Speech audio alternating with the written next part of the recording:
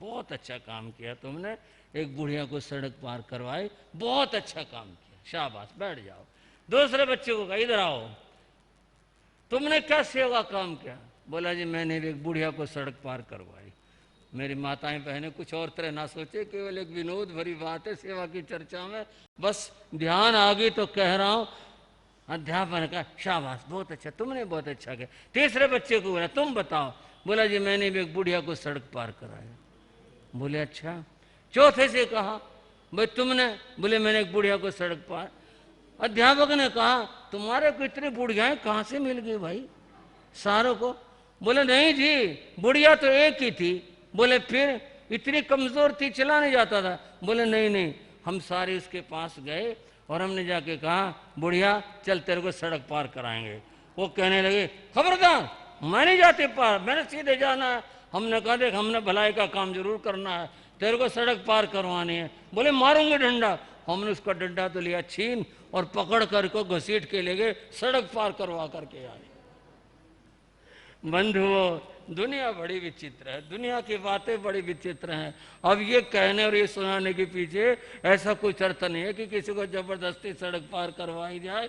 बात इतनी कह रहा हूं, किसी को सुख पहुंचाना यह परोपकार है, पुण्य का कार्य है और इसका फल बड़ा भारी होता है। उन 6 मित्रों ने बड़ी अद्भुत बात है और इसका फल अभी हमारे सामने आएगा। उन सभी ने सेवा का कार्य किया और वो इतनी प्रसन्नता महसूस करते हैं। कालांतर में इतने भाव ऊंचे बने, सभी ने दीक्षा ले ले और दीक्षा लेकर साधना के और 12वें देवलोक में जाकर उत्पन्न हुए। यहाँ तक आपको लगा होगा कोई खास बात नहीं हुई, नहीं, एक बीज बोकर आए हैं। वो जो बीज है वो देखना कैसे पल्लवित तो होगा। देवलोकों की इतनी लंबी आयु वो वहां पर भोगते हैं, पूरी करते हैं। आयु कितनी भी लंबी हो आखिर पूरी होती ही है, वहां की आयुष पूरी होती है। सबसे पहले जीवानंद की बात, उसका जन्म एक राज परिवार में हुआ। यहाँ उसका नाम वज्रजंग रखा गया।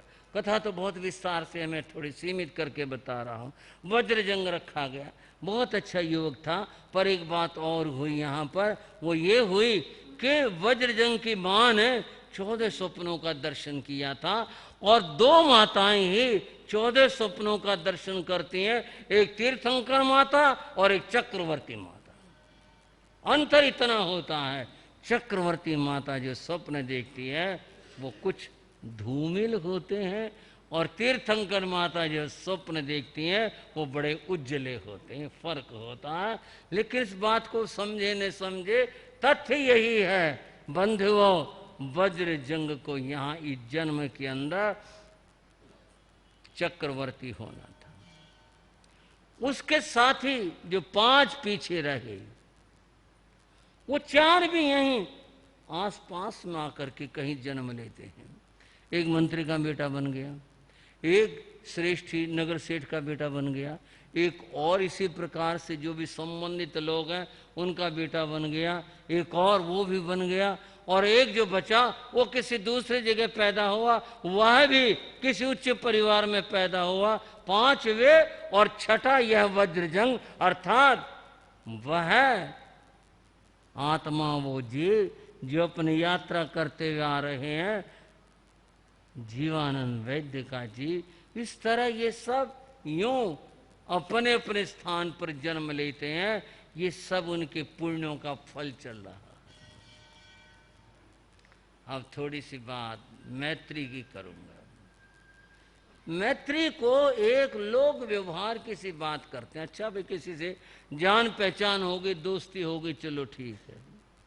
परंतु मैं आपको आगम के आधार से बताता हूं कि यह मैत्री इतनी प्रगाढ़ भी होती है, केवल इस जन्म में नहीं, जन्म और जन्मांतरों तक ये साथ चलती रहे और संबंध बने रहे।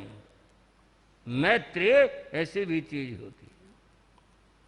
और एक मैत्री वो भी होती है कि जहाँ स्वार्थ पूरा हुआ, तुम अपने राज्य हम अपना राज्य, हमें तुम्हारे से क्या मतलब, तुम्हें हमारे से क्या मतलब, एक ये भी होती है। मैत्री जो केवल ही जन्म की नहीं, जन्म और जन्मांतरों में साथ चलती रही। किसी ने कहा था मित्रता की बात को लेकर के, मित्र ऐसा कीजिए ढाल सरीखा हो। पहले जमाने में ढाल और तलवारों की लड़ाई होती थी।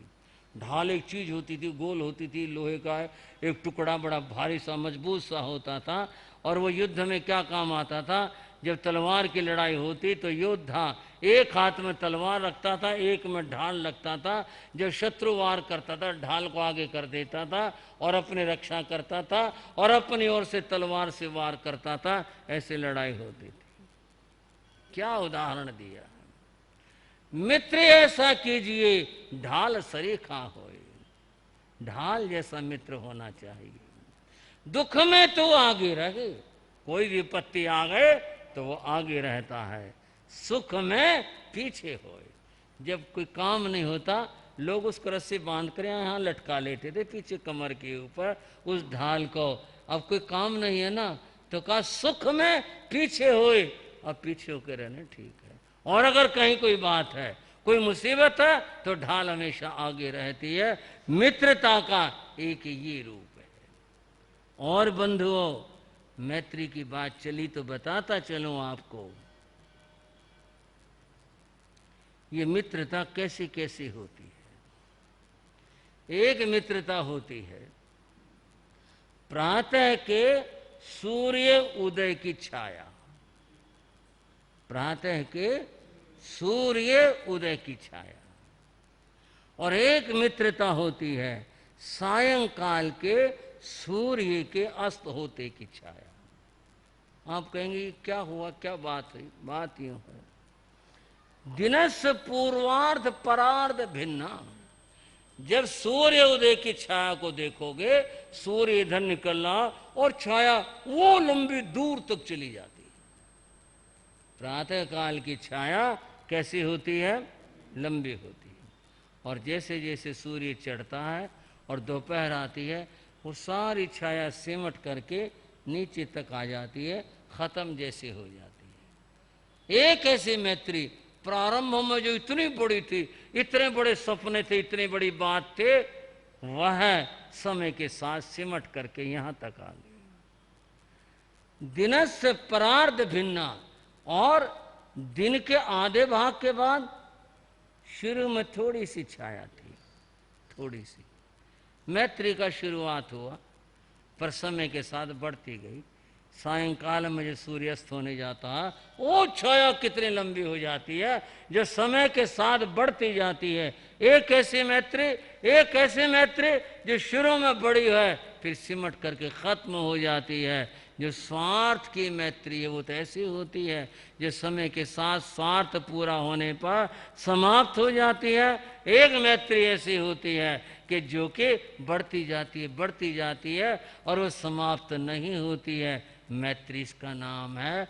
तो ये मित्रता मैत्री बंधुओं, ये जन्म का मामला नहीं, जन्म और जन्मांतरों का मामला है। वहां से ये जन्म में भी आसपास में उत्पन्न होते हैं, बड़े हुए और सारे मित्र फिर से मिल जाते हैं। मिलने के बाद क्या हुआ, यही तो अद्भुत बात है। अब हम धीरे धीरे ऋषभदेव भगवान के उस भाव के नजदीक आ रहे हैं, और ये छहों मित्र परस्पर में साथ रहते हुए कहाँ तक आते हैं, कहाँ तक पहुँचते हैं, ये चर्चा आप आगे सुनेंगे।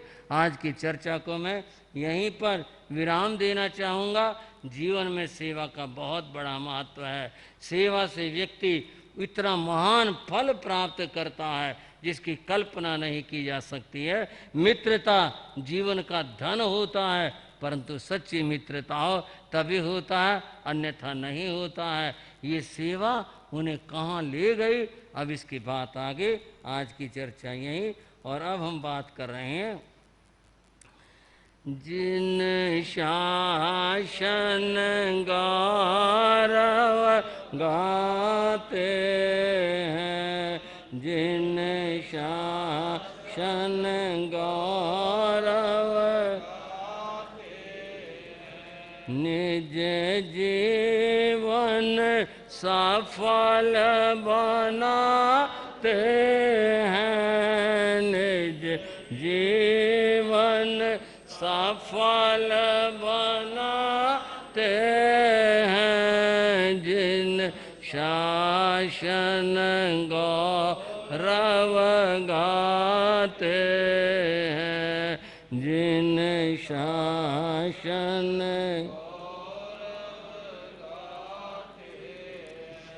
पासुधर्माचार्य उद्बोधन, पासुधर्माचार्य उद्बोधन, तत्काल हुआ आत्मशोधन, तत्काल हुआ आत्म वैराग्य मार्ग अपनाते हैं, वैराग्य मार्ग अपनाते हैं, जिन शासन गौरव गाते हैं, जिन शासन गौरव,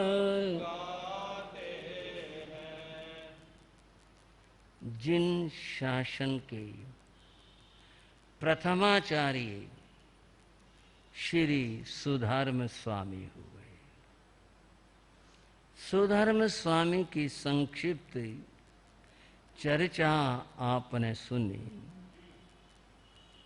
मन में जिज्ञासा सहज है, दूसरे आचार्य कौन हुए? अब उन्हीं की बात कर रहे हैं। उनकी बात यह है, उस समय राजगृह नगर था। राजगृह नगर के अंदर राजा सैनिक राज्य करते थे और नगर के अंदर ऋषभदत्त नाम के श्रेष्ठी रहते थे। ऋषभदत्त की भार्या का नाम धारिणी था। उनके यहाँ पर एक बालक ने जन्म लिया। बालक के जन्म के बाद जब नामकरण की बारी आई तो धारिणी ने कहा, और तो नाम कुछ भी रखा जाए, पर मेरे मन की एक बात है। कहो क्या बात है? उसने कहा, जब ये बालक मेरे उदर में आया था उसमें मैंने एक विशाल जम्बू वृक्ष जामुन का पेड़ देखा था। जामुन को संस्कृत भाषा में जम्बू कहते हैं, जम्बू कहते हैं, जम्मू नहीं जम्बू कहते हैं, जम्बू फलाने। जम्बू का वृक्ष मैंने देखा था। तो फिर तो मैं याद करती हूँ अपने उस सपने को, तो मेरा मन होता है क्यों नहीं इस बालक का नाम जम्बू कुमार रख दिया जाए। तो ठीक है, तुम्हारा ये मन है, तुमने ऐसा स्वप्न देखा, तुम्हारी ऐसी भावना है, इस बालक का नाम यही नाम हो, इसको जम्बू के नाम से जाना जाए। यह उनके जन्म और नाम की कथा है। बड़े हुए, लालन पालन, सहज बात है। संपन्न परिवार था, किसी बात की कमी नहीं थी। समय आया, शिक्षा भी अच्छे से दिलवाए गए और यूं जम्बू कुमार युवा हो जाते। तब इन्होंने पहली बार, ये तो अपने कार्य से जा रहे थे, इन्होंने सुधर्म स्वामी के वाणी सुनी थी। वाणी सुनकर ये आकर्षित हुए और फिर उनकी सभा में आए, प्रवचन सुना। इतना मन प्रभावित हुआ, मन में विचार आया, अपने जीवन को खोना नहीं, नष्ट नहीं करना है, इसको सार्थक करना है। ऋषभ विहार वालों, श्रावक और श्राविका हो, बस इन विचारों को सुन लो आप। जम्बू ये बात सोच सकता है, आप भी तो सोच सकते हो, आप भी तो विचार कर सकते हो। ये ठीक है कि वे सब दीक्षा नहीं ले पाते, सबके जीवन में घटित नहीं होता, परंतु जीवन को सार्थक करने की अनेक अनेक बातें हैं, वो सब कर सकते हो। धर्म ध्यान कर सकते हो, नियम व्रत ले सकते हो, आप तप आराधना कर सकते हो, स्वाध्याय कर सकते हो, बहुत कुछ कर सकते हो। अगर आप चाहो अपने जीवन को सफल बनाना है तो ये सारी बातें आप अपना सकते हो। उन्होंने तो साधु बनने की सोच ली। और बंधुओं, गुरु से यह कहकर कि मैं घर जा रहा हूं, अपने माता पिता से पूछकर आपके चरणों में आऊंगा, जैसे तुम्हारी इच्छा हो। वे चले जाते हैं। और कल मैंने उनके साथ घटित घटना वह बताई कि जब एक उस दरवाजे से बड़ा पत्थर टूट करके गिरा और कदम भर की बात रह गई और वो बच गए। सुनने वाला हर कोई ये कहेगा मन में, बहुत बहुत भयंकर घटना हुई, बहुत बुरी बात हुई, ये तो बच गए, बड़ा पुण्य था, बात हुई। और अगर आपने नहीं कुछ उस तरह का सोचना, अपनी बात कहने के लिए कह रहा हूं, अखबार पढ़ते हो, टीवी देखते हो और एक दूसरे से वार्ता सुनते हो, कितनी घटना हर रोज नहीं घटती हैं, कैसी कैसी घटती हैं। एक्सीडेंट हो गया गाड़ी के अंदर, 2 आदमी थे, 4 आदमी थे, 6 आदमी थे, एक बच गया, बाकी चले गए। कोई पुण्य था तभी बच गया ना। किसी के साथ क्यों हो कई ऐसी घटना, पर दुनिया आपके और मेरे कहने से न तो चलती है न कुछ होता है, पता नहीं कितनी घटनाएं घटती हैं, परंतु पुण्य के योग से सब बच जाते हैं। एक बार मैंने एक लेख माला लिखी थी, कई लेख लिखे थे उसमें उसका शीर्षक था, इसे आप क्या कहेंगे?